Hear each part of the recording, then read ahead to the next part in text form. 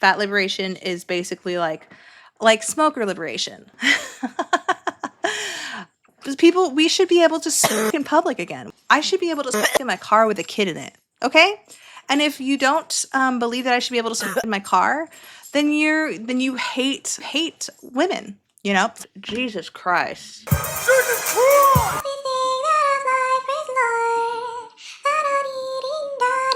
Good morrow, everybody. My name is Robin, also known as Sunny Side Up Gal, and you are my Sunny Side Up pal. Hi, good morning, good morrow. Welcome to my channel. Welcome to my Chanel. Good welcome. Hello. Hi. If you are new here, oh my gosh, thank you so much for coming to my channel. Thank you so much for clicking and appreciating my thumbnail. Thank you so much for, leaving a comment if you haven't already left a comment. And if you haven't subscribed, subscribe. And if you haven't liked, go ahead and like the video because I'm pretty sure you're gonna like the video. If you're a returning viewer, oh my gosh, thank you so much. Polly says hi. Hi. Smoke a cigarette? Thank you so much for continuing to support the channel by coming back and leaving a comment and, having discussions down there. Let's chat. Today's episode, we are going to be talking about one of my favorite slash unfavorite, one of the worst people on the planet, probably not on the planet. Do I think they're thinking that they're helping? Sure. But do I also think they are fucking stupid? Yes. And that person that I'm talking about is Fierce Fat Fatty. Also, this is not a cigarette. Do not smoke cigarettes. You will get the big C and pass away. This is just a prop. This is just I put on the cigarette and I turn into a sassier, more talkative person. I don't know what it is. It's like putting on a cape if you're a superhero. You just feel like you can do more than you're capable of. And that's how I feel now. Let the trash talk begin. Trash. I rolled out of bed, put on a t-shirt, put on some highlighter, waxed my eyebrows for you guys, and combed them. I don't feel my prettiest, but I also don't think that you guys are caring. Or I do know, I think that you guys are caring. I think that you guys are caring. I also just think that you do not care that much. Most of y'all are listening. Most of y'all are on a walk. Hopefully you're only using one earphone instead of both of them. Like, you're going to use both earphones as basically begging to be jumped by a bear. Let's go to their page. This is the Fierce Fat Fatties. The Fierce Fatties I thought it was Fierce Fat Fatty. The Fierce Fatties page. Their name is Vinny Wellsby, Fat Positive. They, them, 51,000 followers. Their page says, helping people unlearn anti-fat bias through education, kindness, plus joy. Free word. Oh, they're a TEDx speaker. Ooh, I've never watched their TEDx. I don't think so. That's a good, Robin, in the future, maybe let's watch a TEDx.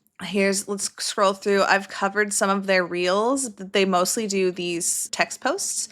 They also had a podcast. I'm not sure if they still have that podcast. I actually really like their style not their style, like their clothing style. Well, I do think that they have cute clothing style, but I like this is clearly from Canva, but their color palette is very similar to my color palette. So every time I see their stuff on Instagram, I'm like, oh, that's cute. And then I'm like, ew, it's bullshit.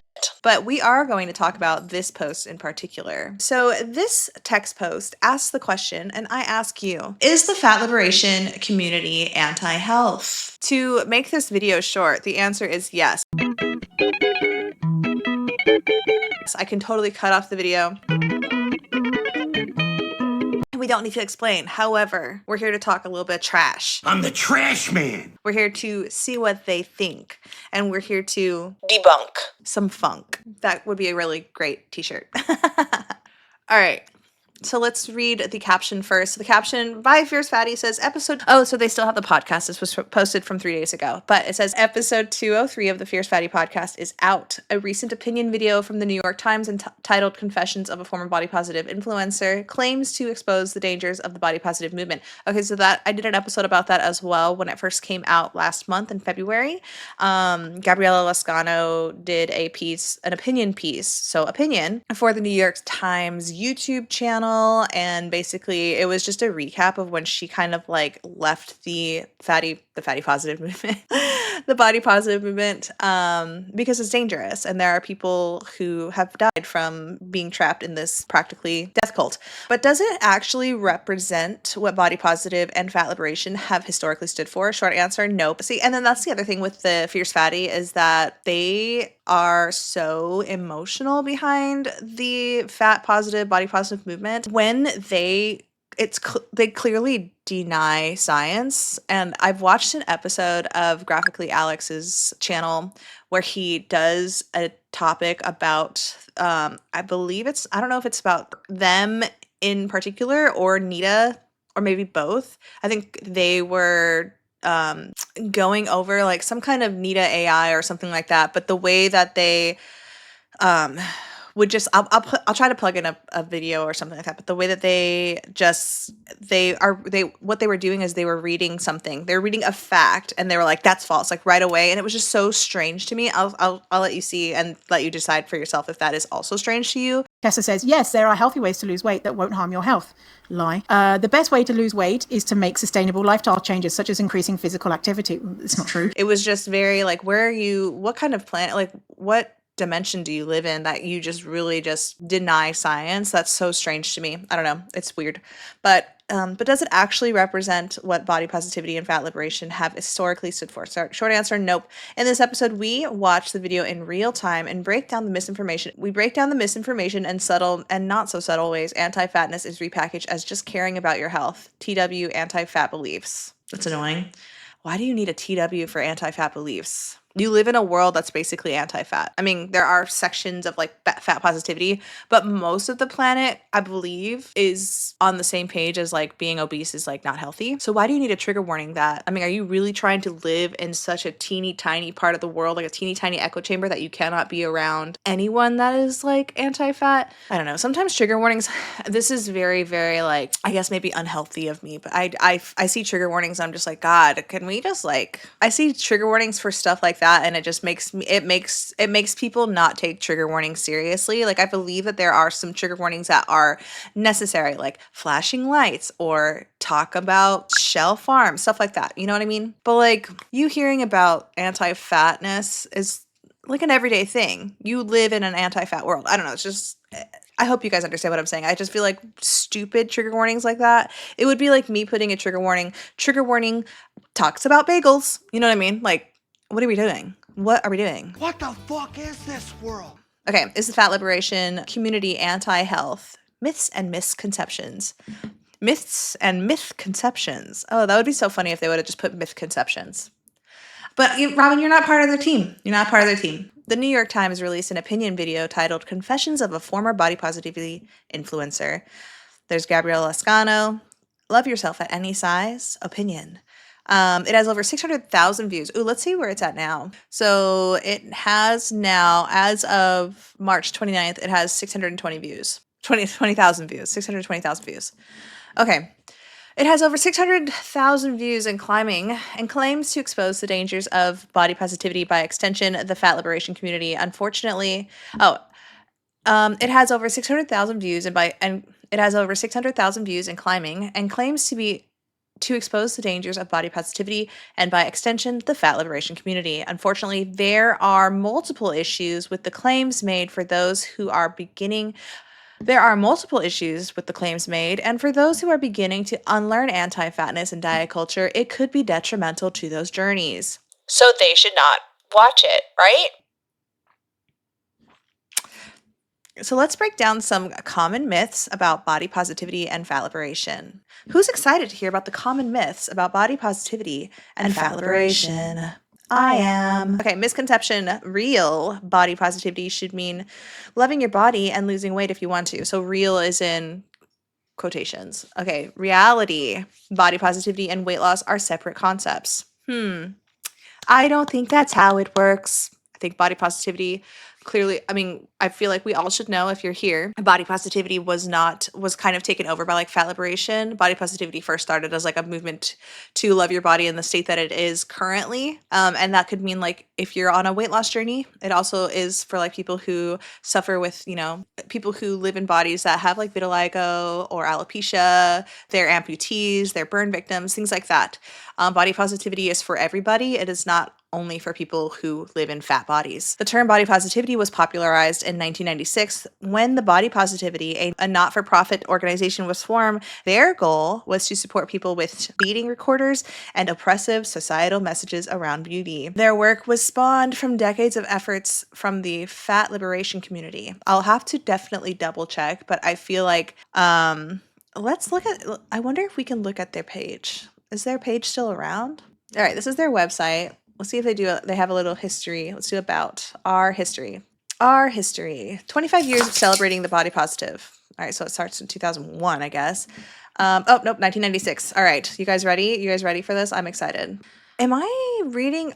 Where did we get to the... So far what I'm reading is that it was mostly about weight and not about... Are we learning something together, you guys? Okay, so far from this website, I'm getting the vibe that it was about weight. Did we learn something completely different? Are we all just like in this wrong?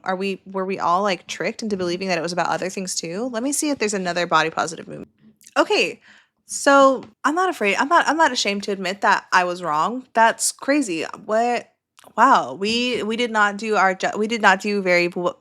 very good journalism, you guys. I just did a deep dive off screen, but it appears that is correct. The body positivity movement started as a way to celebrate or to accept bodies, like marginalized bodies, which included like fat and disabled bodies. But then in the early 2000s to the 2010s, I think the Dove movement, or the Dove, like My Body, whatever they're called, decided to kind of like include all the other things. So I don't think that it was necessarily taken over. However, I don't think, I was wrong. It did start as a fat thing. I'm going to leave it like that. I should have fact-checked that, but I just trusted everybody who was saying it, Everybody was saying that. Am I wrong? I don't know. I guess if you guys find something else, I mean, I did a bunch of like, I can only do so much research on the camera, but maybe I'll have to dive in. If I have to do a voiceover, I have to do a voiceover. But all right, so the term body positivity was popularized in 1996 when the Body Positive, a non-for-profit organization, was formed. Their goal was to support people with eating recorders and oppressive societal messages around beauty. Their work was spawned from the decades and efforts of the fat liberation community. NAFA was formed in 1969 to obtain equal rights, access, and opportunities for fat people. Both the Body Positivity and NAFA, both Body Positive and NAFA have worked to dismantle systems of oppression. Listen, I do know for sure as a fact that NAFA was actually formed by guys with fat wives who wanted to stop being shamed for that. So, I'm right about most of my stuff. All right, the 2010s. Okay, here we go. So they're doing really good. They're doing the research for me. All right. In the 2010s, the term body positive was co-opted by advertisers as a way to sell products. Think Dove's Real Beauty campaigns. That's what I was saying. In the 2010s, the Dove Real Beauty campaign kind of like included like any kind of marginalized bodies, not just like fat bodies. Even though, do I think fat bodies are marginalized? No, not when 75% of the world is, fat, whatever. And moved from centering marginalized voices to those with the most body privilege. What? The movement was sanitized, slimmed down, made white. That's not true. That's strange that they would even say that. So if you are just listening, take a look at the screen if you can. The Fierce Fatty claimed the movement was sanitized, slimmed down, made white, and its radical roots were dismissed. However, I'm looking at this picture, right? So this little ad, Real Women, Real Beauty. It's centered, there are, it looks very white, correct, right? There's mostly white people here. I mean, this could possibly be a Hispanic person. Maybe this too. This is an Asian lady. And then I looked up the actual ad. It looks to me like the Fierce Fatty maybe, I don't know, cut off a major portion of the ad to kind of prove their own point. What do you guys think? I mean, this is a very diverse, in the 2010s, right? It looks like they, the Fierce Fatty definitely excluded a particular member to kind of feed their own narrative. Does that sound right? Or am I reaching? Let me know if I'm reaching. I remember seeing the Dove commercials and being like, like, this is so diverse. There's Asians, there's Hispanics, there's Black people. Like, this is cool to see. And they're all like normal. You know, none of them were super huge. They were kind of like more just like a normal body, normal American. You know what I mean? Like, they were still big, but they weren't like fat as hell, right? Made white and its radical roots dismissed. It shifted the focus to appearances, fluffy feel-good influencer content, and concentrated on the individual. Real body positivity, or rather the more accurate term, fat liberation, means working towards equal rights of fat and dismantling narratives that frame fat bodies as wrong. Saying that a framework that was created to support those to survive anti-fatness and diet culture should include dieting/weight loss in its definition is logically inconsistent. Okay, actually, I can kind of agree with that. But, you know, movements can evolve, right? Movements can evolve. If your movement started as like for example, I hate to get into this, but do I think that Planned Parenthood is a great resource for people? Yes, especially for people who can't afford like regular medical care. Planned Parenthood was a great thing for me when I was when I first got out of high school and I was no longer on my parents' insurance. I can get my birth control that way. I could get my STIs testing, my STD, STI testing there. And it was like $30. It was pretty cheap. Um, and then even when my husband and I first got married, like all of my annual checkups were done at Planned Parenthood. Loved Planned Parenthood for that. But you know that Planned Parenthood started off as like, you know, it's got roots in eugenics. And I'm just going to leave it like that. Maybe I'll put a little, you know, a little proof behind there. But Margaret Sanger's legacy on race has been an open question. What people want to know is, was she or was she not a racist? We can no longer afford to reconcile or revise Margaret Sanger's legacy. We must reckon with it. But Planned Parenthood has roots in some like pretty strange things. Birth control has roots in some pretty strange things. But in 2026, those are like miracle workers. Those are wonderful items. Those are wonderful things. It's a great thing that you can control when you can start your family, because not everybody is ready. You know what I mean? So it's okay for a movement to change, because research comes out every day, you know, body positive. It makes sense for body positive to include more than just fat bodies. It just makes more sense that way, right? It does. It makes more sense. You know, maybe it was just a way for them to broaden their funding capabilities. Like maybe if they did include more bodies, like more people would be interested in like funding the body positive. You know, there's always something maybe behind reasoning why a movement would evolve. However, I do think that it just makes more sense for the body positivity movement to include more than just fats. But I can understand their argument. Like, that is a little weird. It would be like Planned Parenthood, which it does. It actually does. It would be like Planned Parenthood coming out and being like, let's help you get pregnant. And I feel like Planned Parenthood does provide information about getting pregnant. Like, it does. I feel like, I mean, mostly it's about birth control, like controlling the population in a way. But I feel like if I was underfunded and I went to Planned Parenthood and was like, I want to start a family, I feel like I would be able to get those resources. Okay. I mean, if you are underfunded, why are you trying to start a family? But, you know, who am I to judge, right? I'm here to judge fat people. Okay. Misconception: body positivity / fat liberation is anti-health. Yes, it is. That is very true, but let's read what they have to say. As we established, fat liberation is about seeking equal access for people of all body sizes. That also means access to healthcare. Health at every size, HAES, advocates for health interventions to be provided to people no matter their size. Another common misconception is that the term HAES claims that every fat person can or is healthy no matter their size. This is incorrect. Not all fat people can be healthy, same as straight-sized people, but all fat people should be able to gain access to healthcare. So I feel like when HAES first came out, and maybe I'll have to do another little clip, but I feel like when HAES first came out, that was the idea. And I feel like a lot of people in the fat acceptance movement, the fat liberation movement, they do think that HAES means anybody at fat people can be healthy at every size. But they're saying that HAES is health at every size, meaning we deserve health at every size. We deserve health access to healthcare. We deserve access to healthcare, which, let's take a look. From now on, I'm going to be going to Wikipedia because I am irritated. Okay, health at every size is a weight-neutral, non-diet approach to health that emphasizes supporting healthy behaviors rather than pursuing weight loss.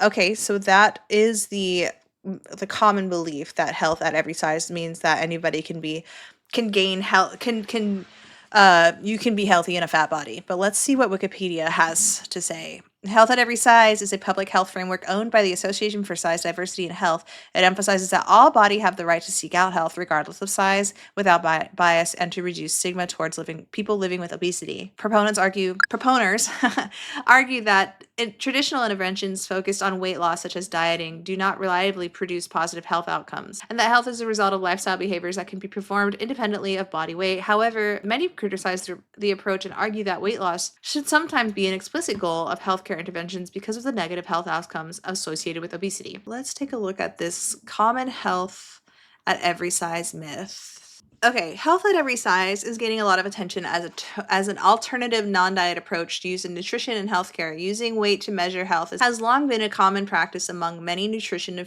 professionals and healthcare workers, and HAES steps in to change this approach. This has polarized the field of nutrition, and now providers fall on the spectrum between pro-weight loss and anti-diet. There is a lot of misconception about HAES, so we're here to break down the concept and some HAES truths. What is health at every size? At the time of writing, see, because things change, HAES is characterized by 5 principles. Weight inclusivity. People come in all shapes and size does not equate to health. Okay, so then so HAES does believe that like anybody can be healthy. You can be healthy in a fat body, which I think at one point in someone's fat journey, you can be healthy, but living in an ultra fat body, it's not necessarily like, will you become unhealthy as far as like your health markers? It's a question of when. So the longer you live in a fat body, you will be sick eventually. Health enhancement practices that promote healthcare are those that increase access to services as well as promote spiritual, physical, economic, social, emotional, and other needs. Okay, that one's weird. Life enhancing movement. Movement should be accessible to all bodies, and people who are free to choose what extent they engage in it. Okay, that's weird. Like that, why is that a part of the movement? Like what fat person is being barred from movement? I don't think very many.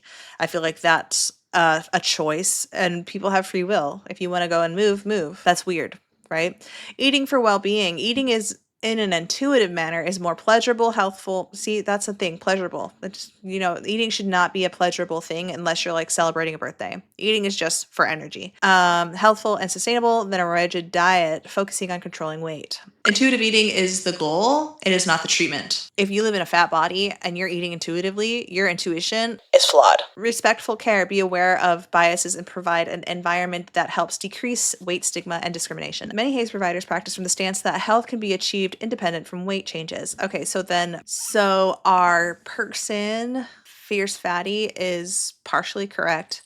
That health at every size advocates for health interventions no matter their size. So yes, partially correct. However, the movement does believe that regardless of your size, weight has zero effect on your health, and that is incorrect. Another common misconception is that the term HAES claims that every fat person can or will be healthy no matter their size. So that is incorrect. Misconception. Fat liberation denies that fat people are at higher risk for certain health outcomes. That is correct. Fat people are at higher risk for certain health outcomes. In fact, because I was in an obese body, when you're in an obese body, your risk is much higher for getting diabetes than somebody who's in a smaller body. Do people in smaller bodies still get type 2 diabetes? Absolutely.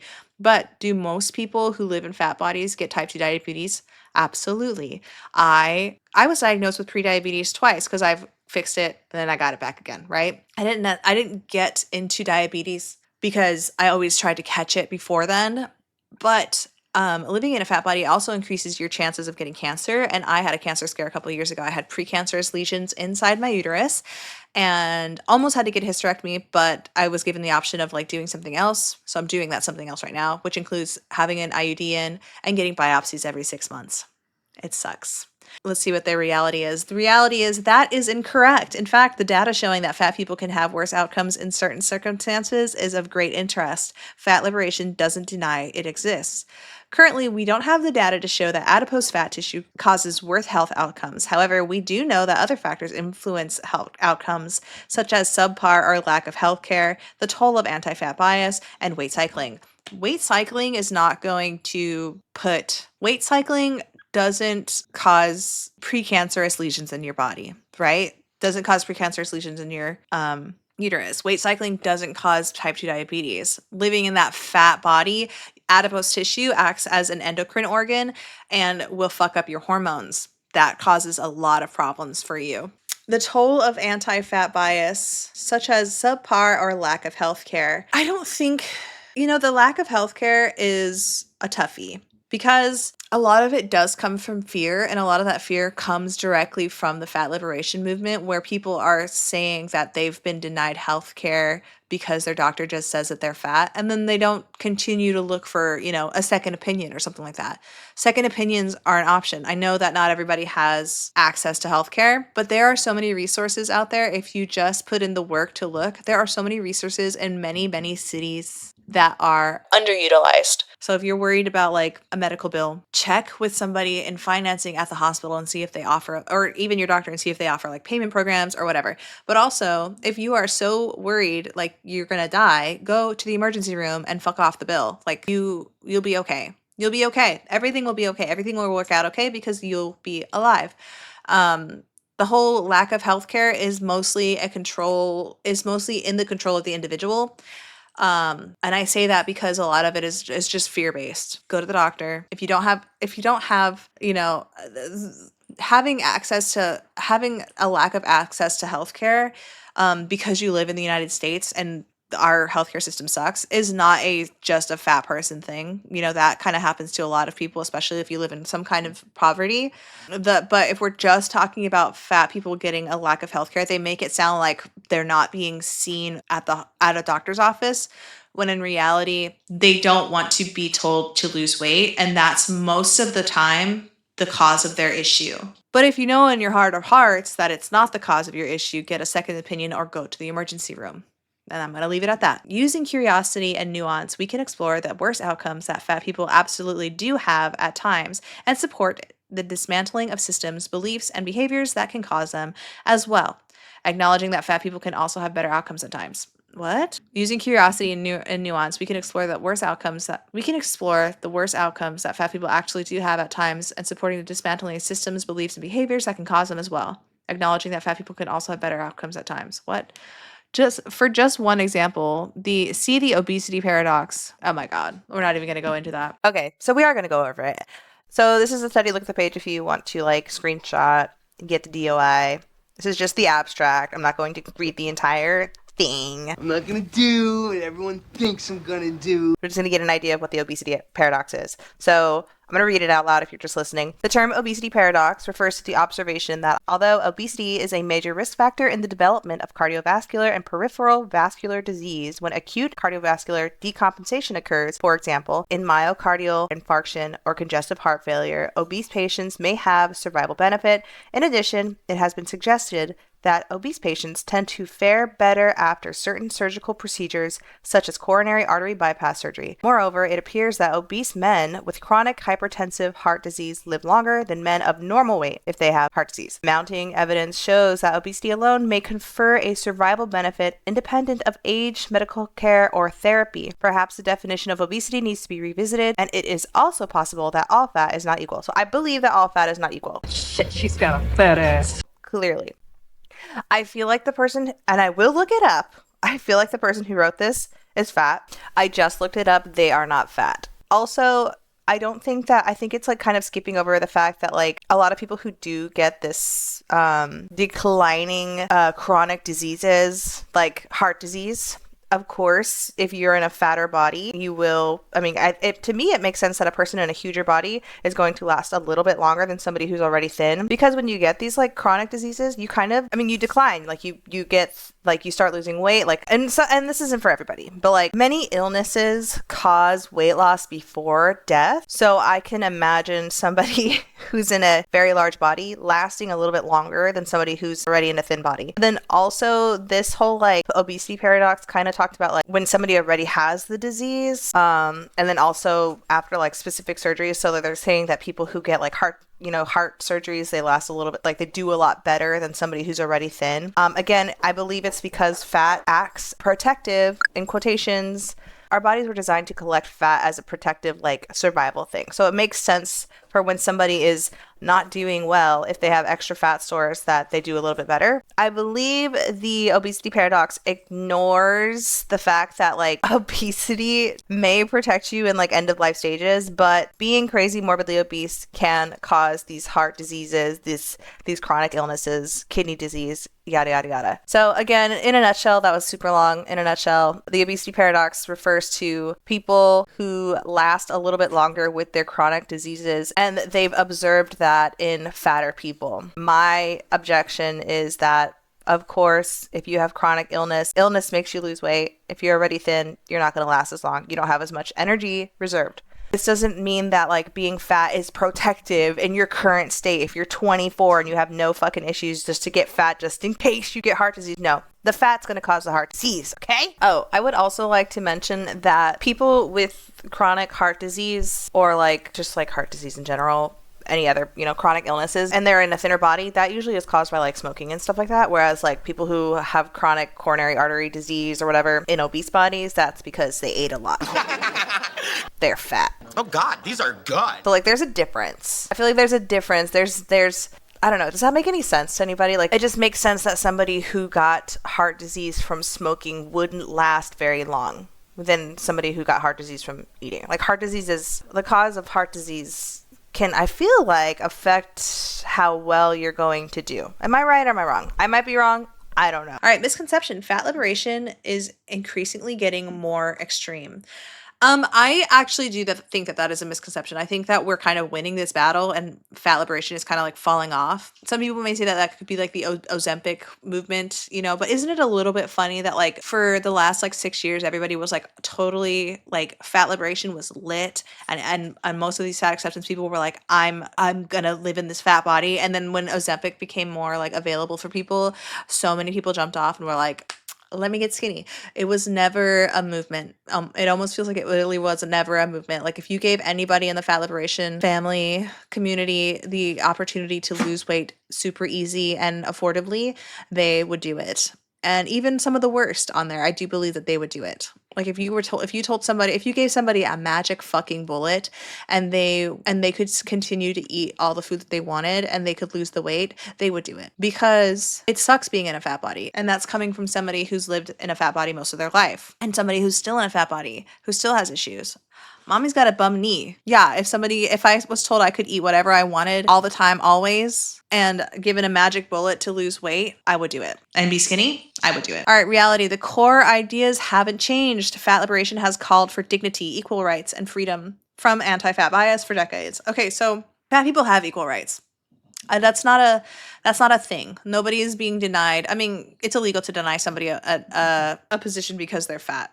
Like, unless it blatantly states in your guidelines that they have to be able to do XYZ, like if you have to fit into this guard check or something like that, like if you have to jump over fences, like if you're a cop or something, I can't deny somebody. Does it happen? I'm sure, but people deny other people jobs because the vibes are off. You know what I mean? Like people deny other people.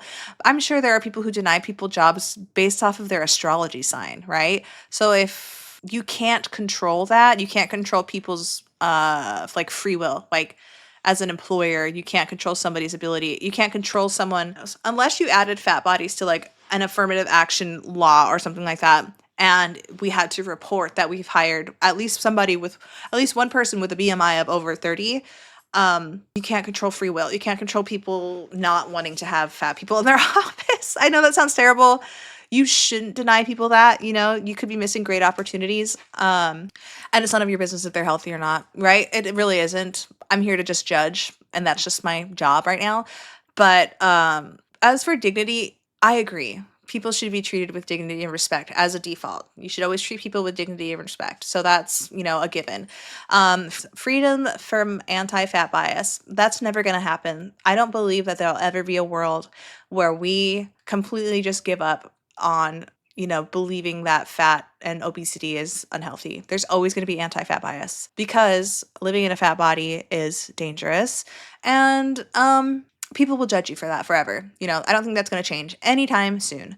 What's changed is that more people are hearing the message and becoming educated about how fat folks have been harmed. Okay, that's very true. We saw that gal who was crying about going to the doctor and then not receiving help because she said that she couldn't eat, and her doctor said that that's not such a big deal, or that's something good. I don't know. That's actually not a bad thing, is what he said. And I told him that I haven't been eating because it causes pain, and I'm in pain when I eat. And he looked at me and had the audacity to say, maybe that's not such a bad thing.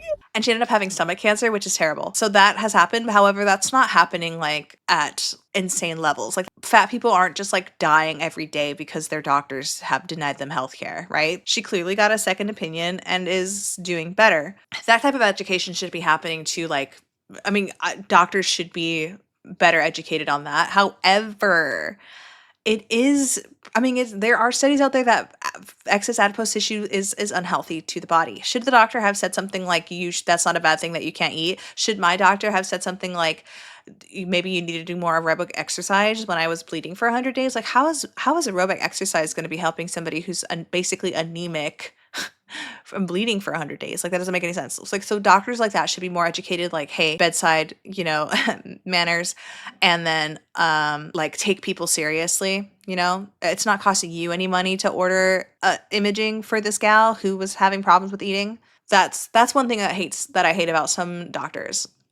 Is that it's like pulling teeth to get testing. I don't know why. Why is it so hard for you? I'm asking you for, I've asked my doctor, I've said this before, but I asked my doctor for an insulin test, and she was like, well, that's not usually a test that we order. Can you do it or not? I know you can because you've done it for me before. But it's why isn't that? Why isn't, if you've got insulin resistance, why isn't fasting insulin a common test? Right? Why do we only test for A1C if you're insulin resistant? Somebody tell me. Anyway, people are increasingly asking for the use of inclusive language in environments. So I don't give a shit about inclusive language. It's nice, but I also don't. I hate policing language. It's just so stop. I don't like to be told what to do. I don't like to be told what to say. I don't like to be told what to say. And you can suck my. It can feel extreme to those who are used to being able to be cruel to fat folks without repercussions. Oh, shit. Okay, misconception: loving your body equals weight gain, equals worse health, equals death. The slippery slope fallacy is loud and clear with this misconception. Fat liberation doesn't say that you need to love your body, but if you do, that's great. Having self-compassion, which is what loving your body means, enables people to make decisions that are best for their needs, which may include health or not. Health outcomes and behaviors and body weight are not the same thing. Yeah, they are. Body weight, living in a lower body size has better health markers than living in an obese body size. Living in obese bodies, and especially morbidly obese bodies, have been proven to cause more problems, right? It is inaccurate and anti-fat to assume self-compassion equals weight gain. Weight gain is always bad. Weight gain is always bad. Weight gain is a sign of problems. Well, listen, weight gain is not always bad, especially if you're coming from somebody who has struggled. If you're coming from a struggle with pandysrexia and you were gaining weight, that's good. That's good. All right. There's a middle ground that we need. Okay. Weight gain is always bad if you're reaching a morbid obesity, body size. If you're going over a BMI of 25, I think that's bad. Fatness equals being unhealthy, followed by becoming unalive. So yeah, are there any morbidly obese people that are over the age of 70? I've only seen one. And she had Alzheimer's. Because Alzheimer's is type 3 diabetes, okay? The argument also frames health as a moral issue. I don't think that health is a moral issue. I mean, some people may be like, okay, but obesity is caused by gluttony. I don't care. You know, that's none of our business, right? That's between them and their God if they are producing or if they are participating in gluttony. I don't think that being fat is a moral thing. You know, you definitely have to meet and get to know people before you can really judge their morals. Now, if they're eating babies, that's a problem. If they're getting fat because they're eating people, that's a problem. That's moral, you know, but I mean, all right, misconception. Any type of weight loss is anti-fat. I agree. Well, no, because there can be unintentional weight loss. Like if you have like cancer treatment, that's not necessarily anti-fat. But if you're like trying to lose weight because you know that being in a fat body is unhealthy, that's technically anti-fat. Fat liberation critiques systems that pressure people to lose weight or treat fat bodies as inferior. People lose and gain weight for many reasons. Sometimes those reasons are because anti-fat society is coercive. Gender affirmation surgery is denied unless that person loses weight. That type of situation comes from like, and I don't know why they're still using this argument. That type of situation comes from like a safety standard. Like, I think you have to have more anesthesia if you're in a larger body. Well, that makes sense, right? But I think there are thresholds that are too dangerous to give somebody. It's more dangerous for somebody in a larger body to be under anesthesia because there's more medication that's involved. Could there be more studies, you know, going on where they're testing to see what the max, you know, I guess anesthesia medication can be given to somebody in a larger body? Maybe. But right now, I don't think that they have that information. So why risk it? Why risk it, right? Sometimes people seek weight loss as they have anti-fat beliefs that they've yet to explore. Example, they believe they are more worthy, attractive, and good if they are thin. I can understand that. I feel like some people do believe they are more attractive when they're thin. As far as worthy and good, that's individualistic. That's on them. I don't think that that's a core belief of anybody in the anti-fat acceptance movement. Like the people who, you know, you and me. I don't think that you guys are going, I'm worthy if I'm in a thinner body. I'm good if I'm in a thinner body. You're doing it because I'm healthy, right? I'm in a healthier body at a thinner body. Do I think I'm more attractive when I'm thinner? Yes. I'm not gonna lie. I mean, look at look at my chin. I'm not gonna lie. I do think that I'm cuter in a thinner body than I was when I'm in a much fatter body. Right? Right? I think I'm cuter now. And I think that that's okay to think. Are we not allowed to be individuals anymore? You know, I just wonder sometimes. I feel like the fat acceptance movement, or the fat liberation movement, they kind of don't like when people are individuals. Sometimes people want to experience increased access to privilege, being able to physically fit somewhere. That's not a bad thing. That's not a bad thing to want to be able to ride a roller coaster. I'm gonna lose 30 pounds so I can finally fit on the twin drag. Well, do they still have the twin dragons? No, they don't. They replaced it with Harry Potter at Universal Studios. I want to lose 30 pounds so I can ride the Hagrid ride at Universal Studios. I want to lose 30 pounds so I can finally fit on the Seven Dwarfs ride at Disney World, right? These roller coasters, it's dangerous if you are in an obese body and you can't fit on a roller coaster and you can barely click that down, you know? We've seen people who live in obese bodies. I live in Florida. There was a young man at the age of 14 who died because he was in a very, very large body. He was a footballer, very, very American football, very, very large body. His thing, I think, only clicked once or just malfunctioned, and he splatted. Okay, he fell. He was in one of those like mega drops, and he fell, dead. Sad, right? So why not want to make sure that you can fit in places, especially if you want to travel more?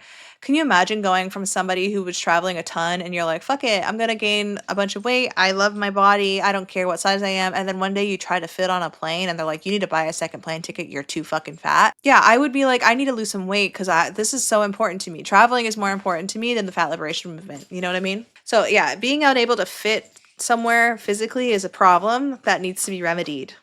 Because we live in an anti-fat society, it can be incredibly hard to make decisions free from its influence, especially around body size. Whatever an individual does to survive anti-fatness is none of my business. It's the systems that are wrong and tell us that fatness is inherently immoral. Doesn't this entire article, this entire carousel on Instagram kind of feel like propaganda? Yes, I did learn about the origins of the body positivity movement. For some reason, I don't know, did I dream this? Are we in a Mandela effect where like the body positivity was started by, you know, pandaschrexia movement, like anti-pandaschrexia, like try to, you know, prevent pandaschrexia in young teens. Because for some reason, maybe I only knew the body positivity movement from like the Dove Foundation or whatever. I don't know. Misconception, how many of these are there? Oh my God, okay. We don't have that many left.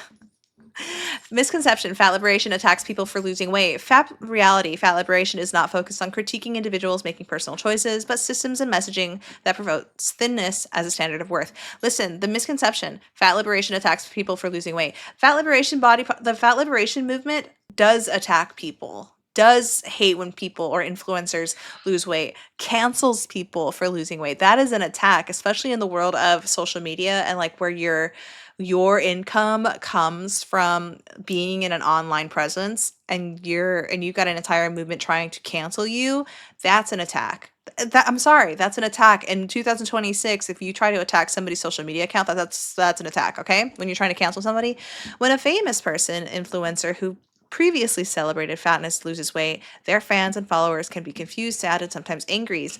Those feelings are not normally about the actual weight loss, but in perceived change in values, bait and switch that seems to have happened. Duncan, stop eating drywall. Those feelings are not normally about the actual weight loss, but in the perceived changes in values, the bait and switch that seem to have happened. Okay, that makes sense, but is that not an attack though because they've lost the weight? I know it's not necessarily about the weight loss.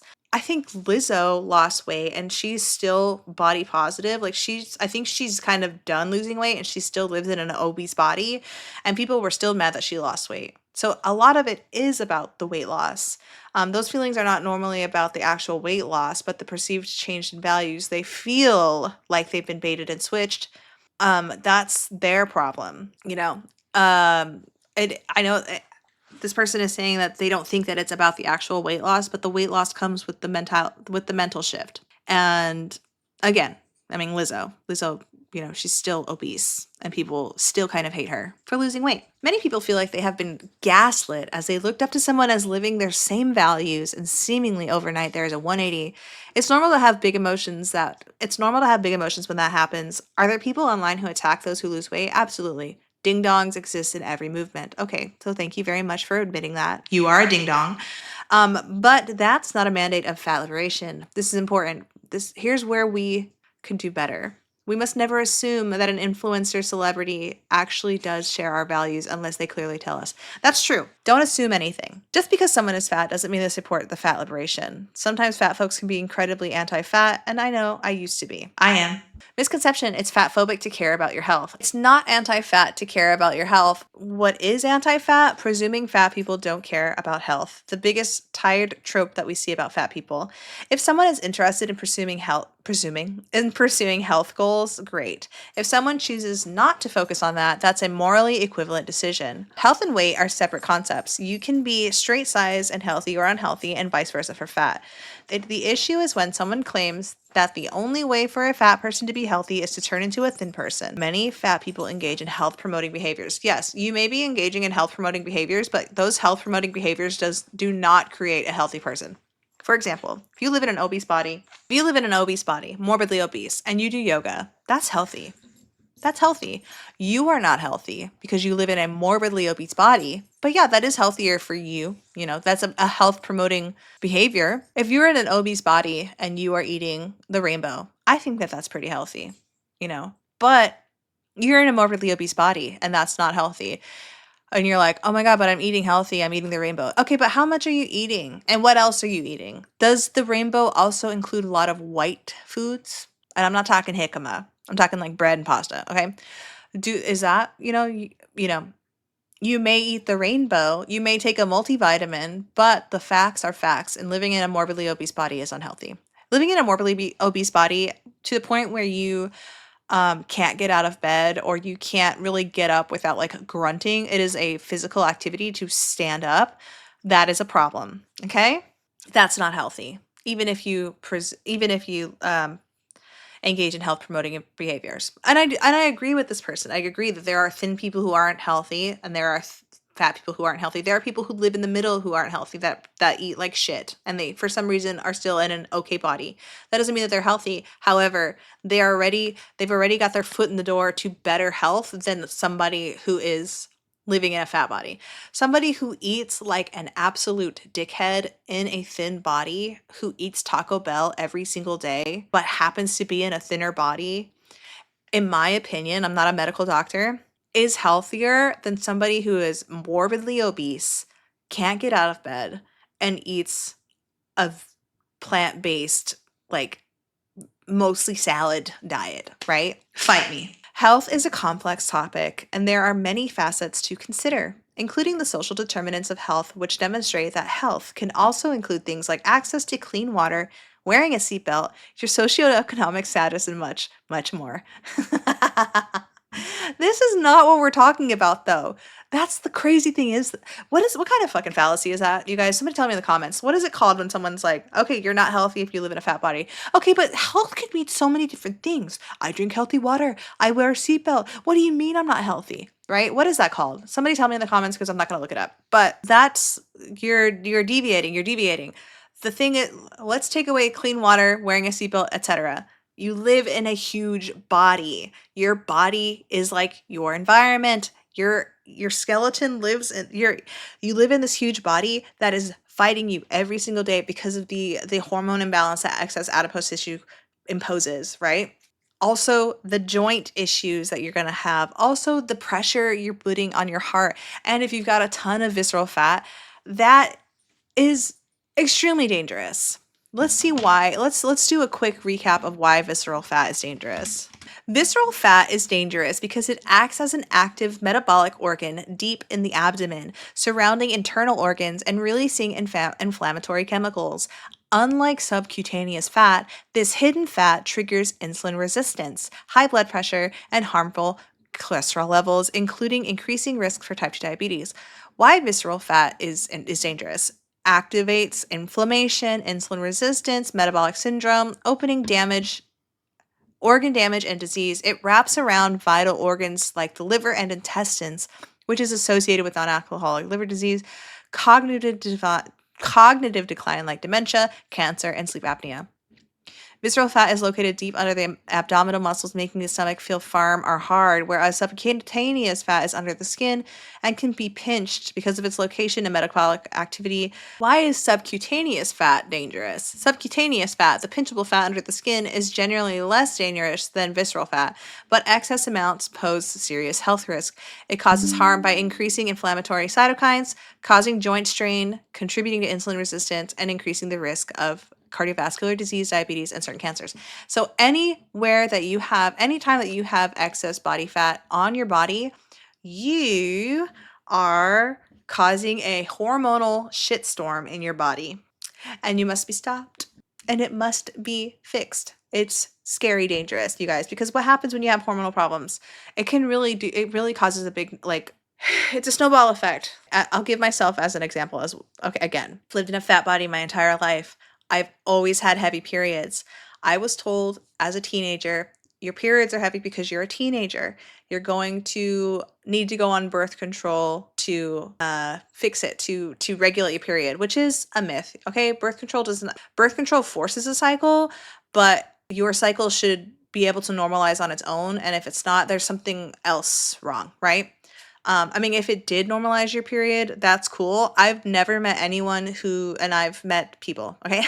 I have friends. I've never met anybody who's been put on the birth control to normalize their period when they get off, have a normal period. But I was told this lie that I was only going to be on my birth control. And by the time I got, ready to have kids and I got off birth control, my period would stay on this cycle, this forced cycle. Didn't happen, okay?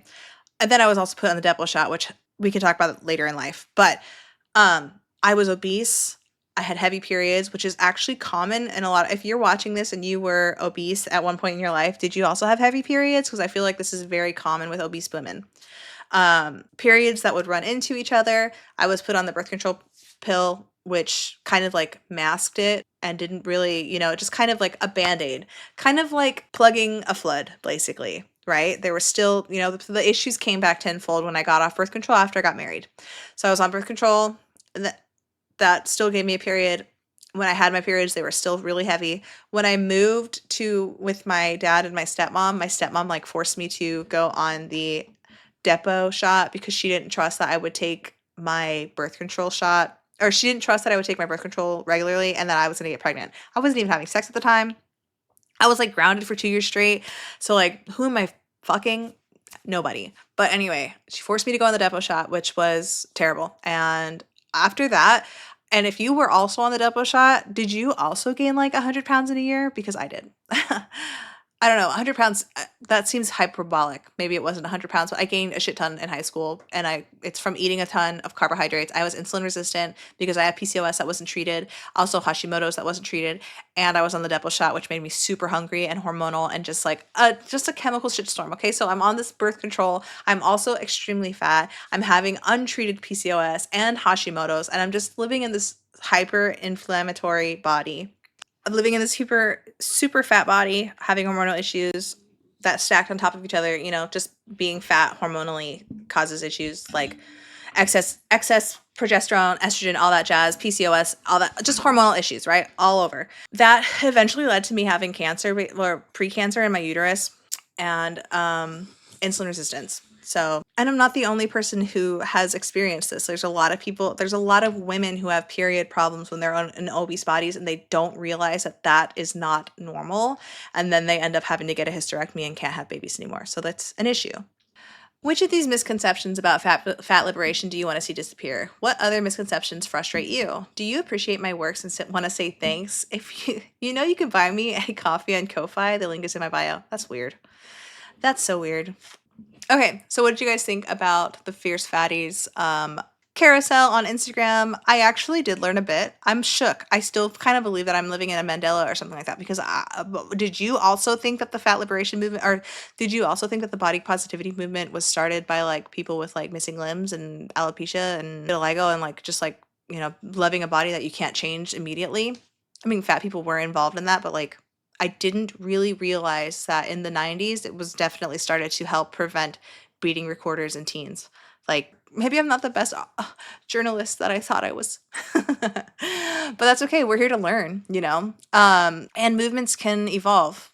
I like that they eventually separated and they were like, we're just going to talk about fat liberation. You know, the body positivity has been like co-opted, whatever. Okay, cool. Right? Fat liberation. Do I think that the fat liberation community is anti-health? Yes, I do. I 100% do. I think that the fat liberation community promotes unhealthy behaviors. I think that this whole intuitive eating trend that they're on, it's not a trend because intuitive eating exists, but claiming that intuitive eating is healthy when you're in a morbidly obese body, and intuitive eating led you to a morbidly obese body, that is unhealthy to me. That's anti-health. What do you guys think? Do you think the fat liberation movement is anti-health? Let me know in the comments. But but that's the end of the video. That's, you know, I hope you had some fun at least. Let's start a discussion in the comments. Were you also shocked to learn that the body positivity movement did have roots in the fat acceptance community? Like, I know that the fat acceptance community, I know that NAFA, like I know this for a fact, that NAFA was started by like two white guys who wanted to be accepted for loving fat women. I know that. But I was shocked to learn about the body positivity being about weight more than it was about the other things that I had claimed that it was for. I appreciate the fat liberation movement kind of like separating and be like, this is our own thing. We're fat liberation. But overall, yes, I do believe that it is unhealthy. Fat liberation is basically like smoker liberation. We should be able to smoke in public again. I should be able to smoke in my car with a kid in it. Okay? And if you don't believe that I should be able to smoke in my car, then you hate women, you know, something like that. Like, it just feels like that. It feels like, yeah, like that was a really good analogy, Robin. I'm proud of you. But anyway, you guys, if you made it all the way to the end, please leave me a cigarette in the comments and let me know of your support for the cigarette appreciation community, for the pro cigarette movement. And yeah, have a great week.